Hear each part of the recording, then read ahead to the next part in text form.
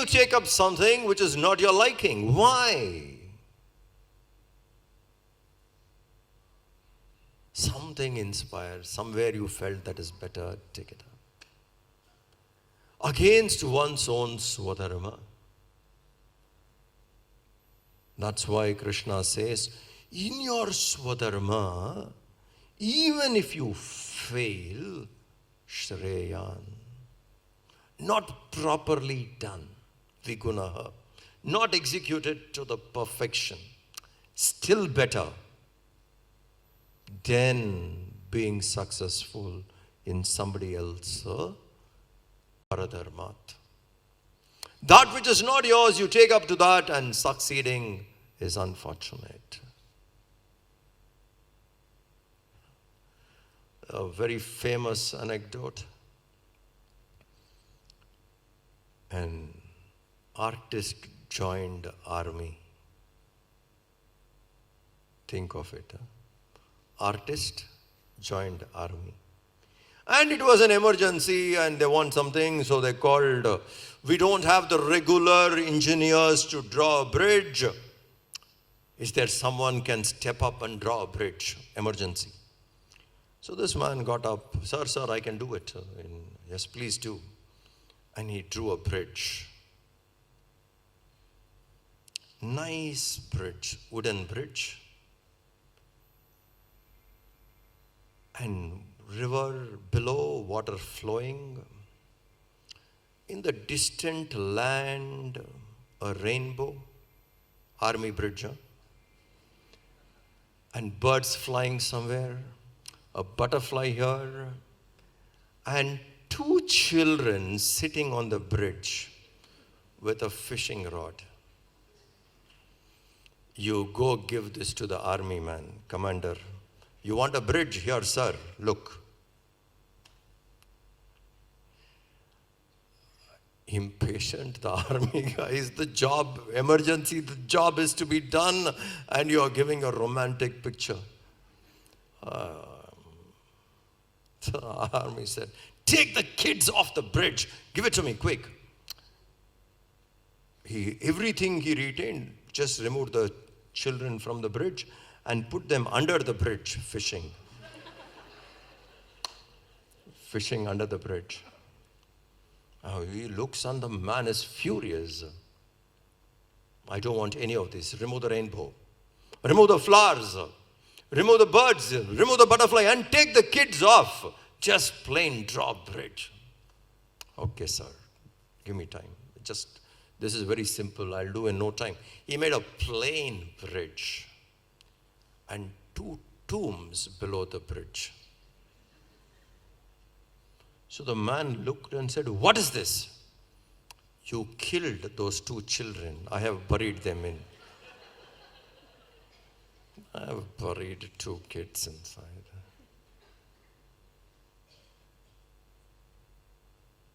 How many of us do that?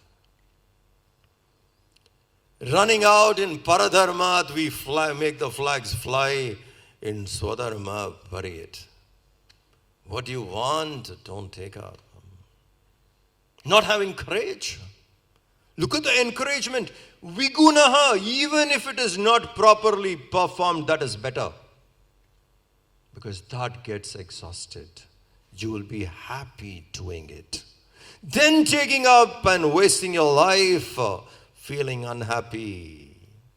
So Krishna says here, even though defectively performed vigunaha, not properly performed, that is definitely better than doing something which is not your calling. And, O Arjuna, even though defective, one should not give up swadharma. Maybe the world has not noticed. Maybe the recognition or appreciation has not come. You should not give up. There could be bondages created. Every action has a problem. Any action, good or bad, punya karma also has a bondage. So there could be a kind of a bondage coming along, but don't give up your swadharma. Because these actions have their bondage. But it is a bondage, like a beautiful example he gives. Yes, it is a bondage. It is like a bondage. A flame is covered by smoke. Sometimes in heaven and all that you will see, there will be a flame, but a smoke has covered it. Little breeze, the smoke goes away, flame is there. Following Swadharma, bondage is like that. Little breeze, the flame shines out. Same way these bondages can be dropped off if one follows one Swadharma intelligently, not worried about the consequence of it, and at the same time dedicating this action to the Lord without attachment to that performing it, that person purifies. So following Swadharma, karma by itself can bind. So what should one do? He says, a self-controlled person whose mind is asakta buddhihi, whose mind and intellect is detached to that very action and free from various other desires which come on the way, not distracted by them, and performs action in the spirit of dedication, that person purifies. That person attains. So we should not be scared of even a failure in our own Swadharma. And to that own Swadharma, perform it with detachment. Dedicate that action. Find what is that which you like. Take up that. Enjoy doing it. Even properly, not performed properly, doesn't matter. Continue. And be detached to what you're doing. That purifies and one attains highest. Next verse, 50. Siddhim prapto yatha brahma, siddhim prapto yatha brahma, tathapnoti nibodha me, tathapnoti nibodha me, samasenaiva kaunteya, samasenaiva kaunteya, nishtha jnanasya ya para, nishtha jnanasya ya para. O Arjuna, son of Kunti, understand. May you briefly know. Let me tell you again. Remember, it was a long discussion between Krishna and Arjuna. 17 chapters over. 18th chapter. And the last few verses of the 18th chapter of 701 verse of the Gita, almost 670 are over. So he is winding up the entire discourse, what he was telling Arjuna. Understand the beauty of the way in which Vyasa writes. So having said everything so far, he is now, last 20-30 verses, he is summarizing the entire thing, what he has said. And what is that which Arjuna should remember?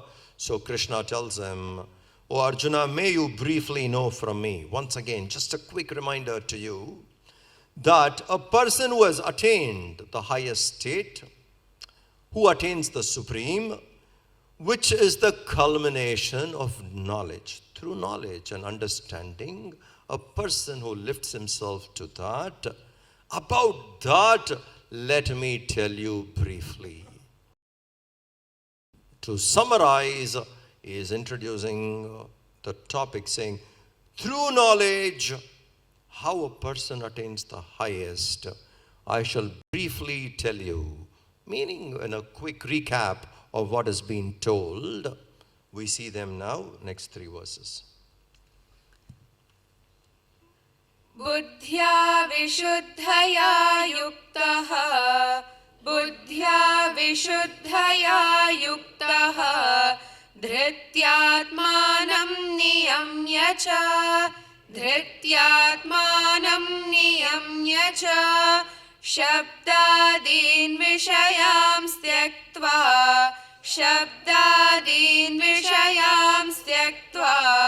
रागद्वेषौ व्युदस्य च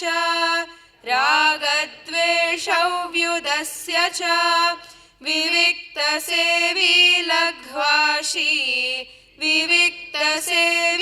लघ्वाशी यत वाक्कायमानसः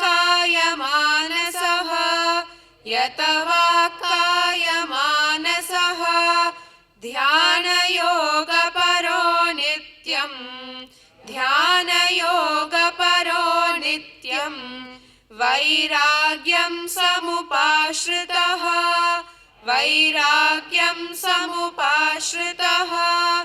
अहङ्कारं बलं दर्पं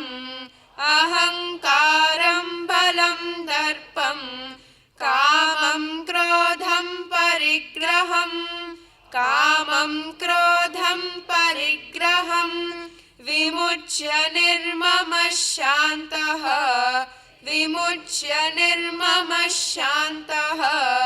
ब्रह्मभूयाय कल्पते.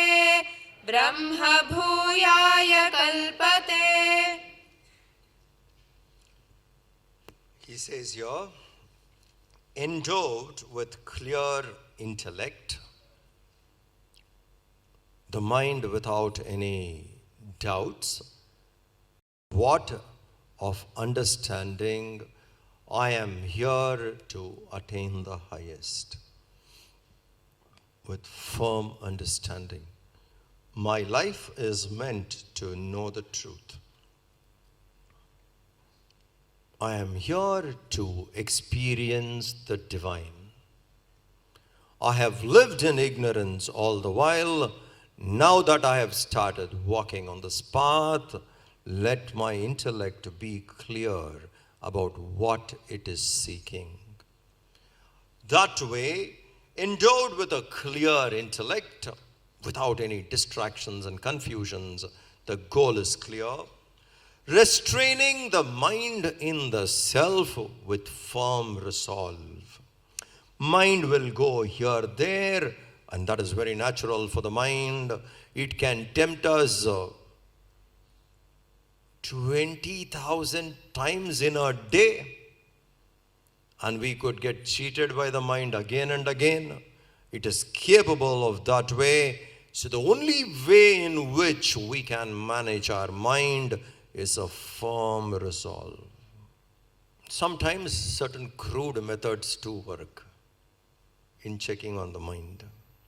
Because the mind is deceptive, it keeps playing.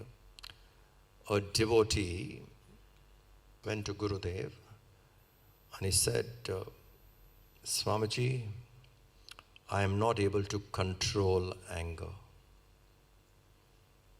No matter what I do that comes, I am not able to control this anger. Help me out. He said, you must follow what I tell you. Sincerely? You give your word? Yes. Okay. Next time when you get angry, don't worry. Anger has come out, fine. When you get angry, don't bother. But after that anger is over, next day morning when you get up, first person you see in the morning, go and prostrate. And this man got up, and the first person he saw was milkmaid.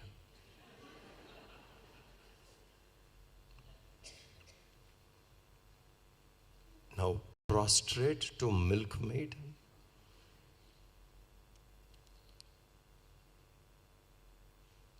First embarrassment, what the milkmaid will think. That you prostrate and what she will think. And what if your wife or a neighbor sees that? Please think. Not easy, isn't it? That's why I said sometimes crude methods work. I have given my word. Every time I get angry, I need to do something like this. It is better not to get angry, then go through this embarrassment. Because I have given my word to someone whom I respect. Mind is deceptive. Mind can be controlled only with firm resolve. Firm resolve. Otherwise, mind will go on cheating. We must have a firm resolve. This I will do, this I will not do, come what may. That firm resolve helps the mind to be under check. No compromise. Don't give that space for mind to compromise. Hold on to those values. So he says, endowed with clear intellect, restraining the mind with firm resolve, detaching to the objects, etc., sense objects, etc., detaching to them, and giving up likes and dislikes. I told you the summary has begun. Krishna started summarizing all that what he has said. Endowed with a firm intellect, mind fixed in the Atman with firm resolve, detaching to the sense objects, practicing detachment, and transcending likes and dislikes. Without likes and dislikes, resorting, vivikta they say, resorting now and then to solitude. We have been an indulgent in this world into our daily routine so deeply that we do not withdraw from it to see in what we are trapped. Once in a while, quite consistently, once in a while,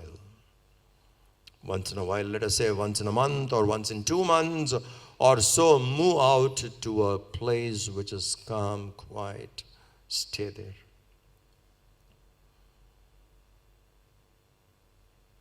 From everybody, just by yourself, spend time with yourself. It is so useful. That is called being in solitude. Withdraw. It can be to one of our ashrams we have nearby. It could be a temple. If nothing, it can be a library which is silent. Or just by the seashore, somewhere by yourself. 5 or 6, 7, 8 hours of time by yourself. Spend this kind of solitude. It becomes very reflective. It becomes highly introspective. I tell you, when we introspect, we wake up. And when the introspection comes to us, naturally we wake up. Not because sometimes people say, and we take a question, borrowed question, we ask few questions, it doesn't work. But when you are withdrawn all by yourself and there is no other plan, next 8 years, 8 hours, you are just by yourself. Mind will think of 20 things and then slowly the mind will come to the point. If in that introspection, if that one question comes up, what am I doing to myself? If this one question comes in that solitude, what am I doing to myself? Where am I heading? What is this life? That can be a real churning point.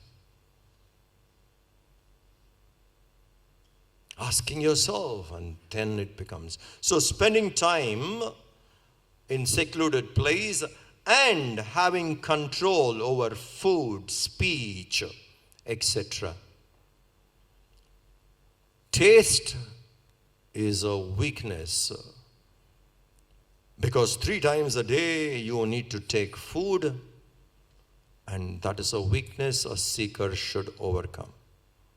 Food you must eat, but demanding taste is not correct. That shows weakness.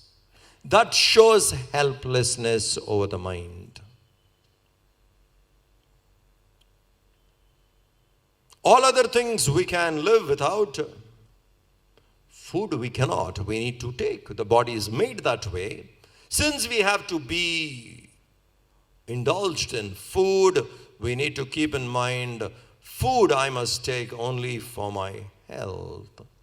I should not be an addict to food. Because this is daily. So he says control on that. Mastery over taste. And also spending time in speech, etc. We go on talking and talking and talking. Earlier we used to talk to people. Now we talk to known people, unknown people. Some kind of communication goes on with somebody or other. Sometimes we talk to machines. You speak and the machine replies and you go on. Control speech. We have spent a lot of time talking. Let's control it. Because through speech, the mind gets carried away with the world. One topic to another topic, another topic, another topic, and gone. And that becomes the mind is very tricky. The mind makes a person escape from oneself through speech. Because you communicate, you escape. Otherwise you stand and the mind stares at you, run away from it. Through somebody communication, some discussion, something, control it. So that we look within and we don't escape through interactions. With speech, etc., taking to detachment and being ever devoted to yoga and meditation. Nityam dhyana yoga paraha. Keeping yoga, meditation, study, etc. at the highest level and being committed to it. That way a person goes on practicing, would slowly give up egoism, ahankar. Today ahankar is the only thing I know. And I'm holding on to it very dearly. If I do these things, ahankar dissolves. With clear intellect, making the mind abide in the self, with firm resolve, being detached to the objects, transcending likes and dislikes, spending time in solitude, and controlling speech, taste, etc., and keeping study and meditation at the higher level. If we do this, Krishna says, the ego dissolves. Because ego, we do not know how to get rid of it. If we do this, the ego goes away. Along with it, power, arrogance, etc., one drops. And once when one becomes free from all this, being free from these qualities, even the ownership which we wrongly entertain will be dropped. We have a lot of things and we have this feeling, I own them, that ownership also drops off. Once they drop off, a person is fit, having thus becomes fit to seek the higher. With a tranquil mind, he neither grieves for things he misses in life, nor does he get excited if life offers something. Staying balanced, he enjoys living. Continuing, next 3 verses. Brahma bhutah prasannatma, Brahma bhutah prasannatma, na shochati na kankshati, na shochati na kankshati, samas sarveshu bhuteshu, samas sarveshu bhuteshu, madbhaktim labhate param, madbhaktim labhate param, bhaktya mam abhijanati.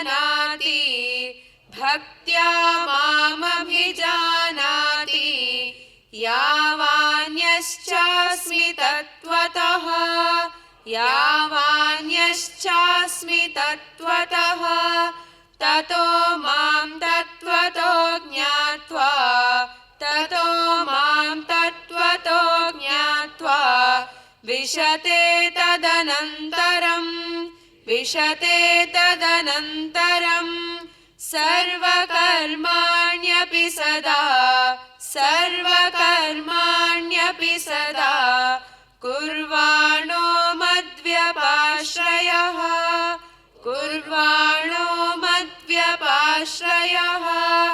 मत्प्रसादादवाप्नोति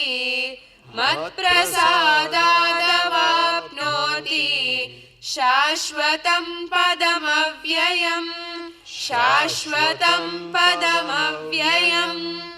Having become free this way from likes and dislikes, that Prasannatma, the person who has practiced what we discussed in the earlier verse, that Prasannatma, having done that, the mind becomes tranquil.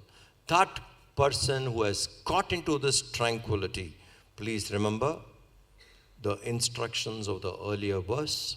If we practice that, we become tranquil. So how do I start if I can't remember? There are too many things. Practice solitude, practice study. Keep these two going. It will bring you to a state where the mind would be prasannatma, pleasant, peaceful, tranquil. Withdrawing the senses, detachment, all that is difficult. Don't give up study and solitude.